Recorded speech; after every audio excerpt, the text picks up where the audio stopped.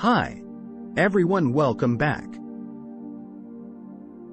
The mandrill monkey is a fascinating primate with a long and complex history.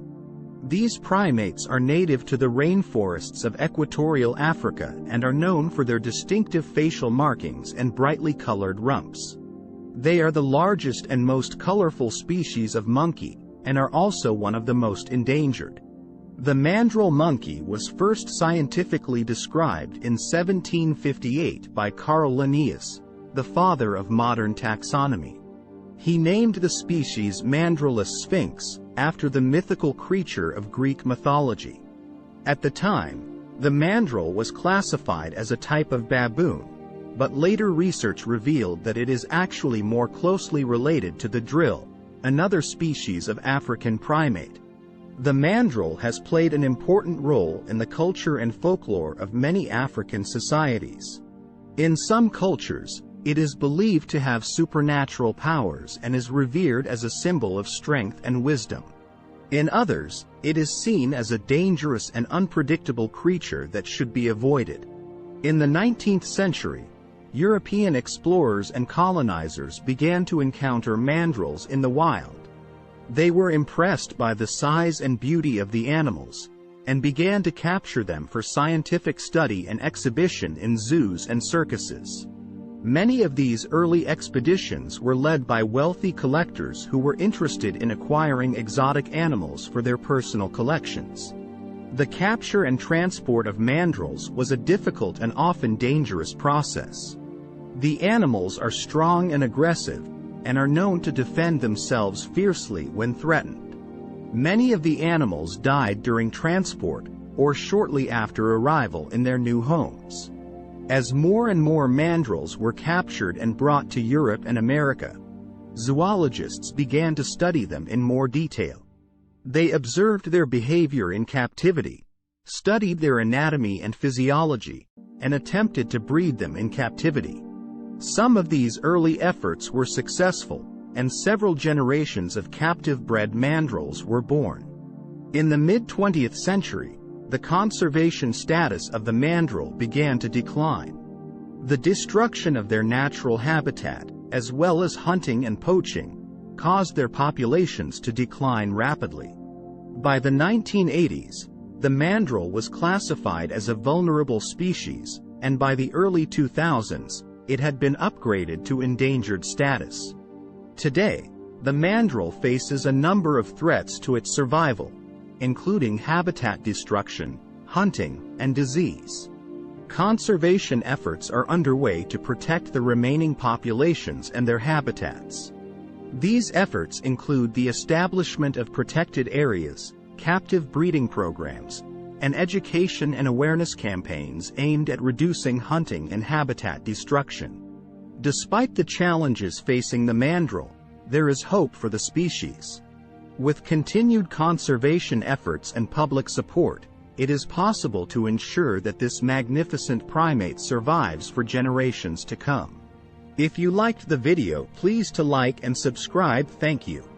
So, let's move on to the second history about goat.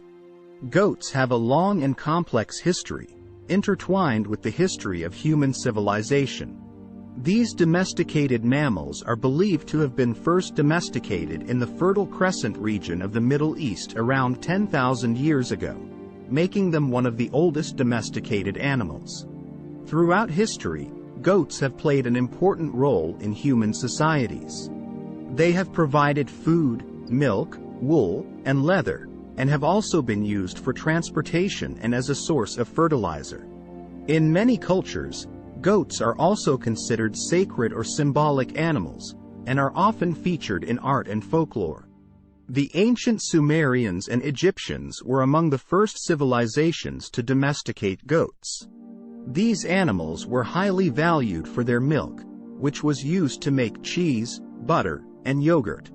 In ancient Greece and Rome, goats were also used for their milk and meat, and were often sacrificed to the gods in religious ceremonies. During the Middle Ages, goats became an important part of European agriculture. They were used for their milk and meat, and were also raised for their wool and hides.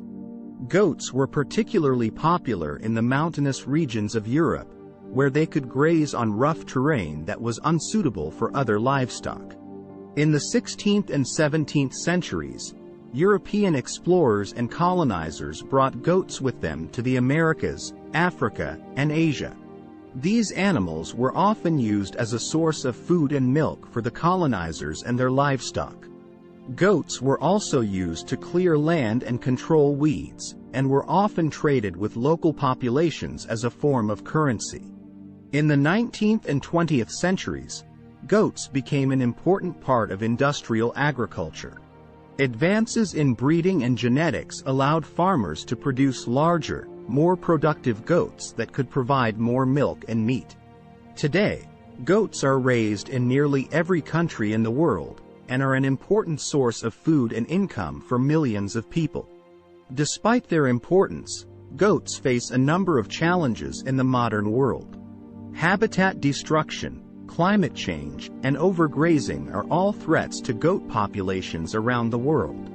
In addition, goats are often raised in poor conditions, and are subject to mistreatment and abuse in some parts of the world.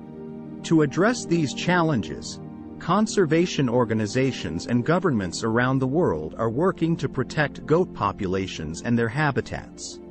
These efforts include the establishment of protected areas, conservation breeding programs, and education and awareness campaigns aimed at reducing overgrazing and habitat destruction. Despite the challenges they face, goats continue to play an important role in human societies around the world. Whether providing food, milk, or wool, or serving as beloved pets and symbols of cultural identity, these remarkable animals are an essential part of the human experience. Thank you for watching, and don't forget to like and subscribe.